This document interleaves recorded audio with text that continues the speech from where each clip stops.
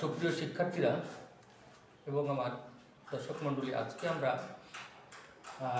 ভেক্টরের গুণন শেখাবো। দুটো ভেক্টর কীভাবে গুণ করা যায়। দুটো ভেক্টরের গুণ করতে হলে দুটো পদ্ধতি, একটা ডট প্রোডাক্ট, একটা ক্রস প্রোডাক্ট, একটা স্কেলার গুণন, একটা হলো ভেক্টর গুণন।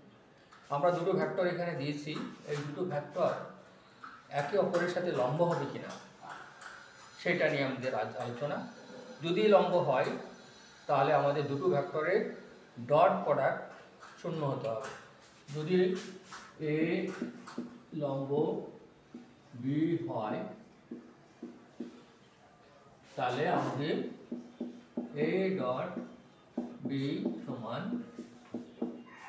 শূন্য হবে। হ্যাঁ, শূন্য হবে। আমরা দেখি শূন্য হয় কিনা। তাহলে আমরা এ ডট বি সমান শূন্য, এ ডট বি এইভাবে লিখবো। এর মান কত?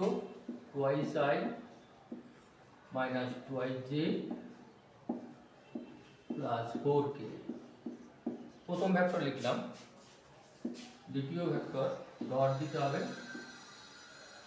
8i plus 2j minus 3k। তাহলে আমাদের গুণ করে দিব। আমরা জানি যে এইভাবে ডট প্রোডাক্ট হলে একদম আয়ের সাথে আই গুণ, জের সাথে জে গুণ, কের সাথে কে গুণ আমাদের থিওরিটিক্যালি আমরা শিখছি। তাহলে আমরা 8 গুণে 16, 2 দুগুণে প্লাসে মাইনাসে মাইনাস, আর হলো 3 4 12। তাহলে আমাদের 16 মাইনাস 16 সমান 0। অতএব এ লম্ব বি।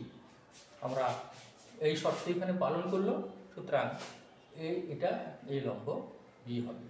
আমরা dear students, here given two vectors a and b, we have to prove that a and b vector are perpendicular to each other. So if we want to prove it, we have to prove a dot b equal to 0. Here is given a vector and this is the b vector. If we have dot product between the two vectors, so we will have 0. So a perpendicular to b. Thank you very much.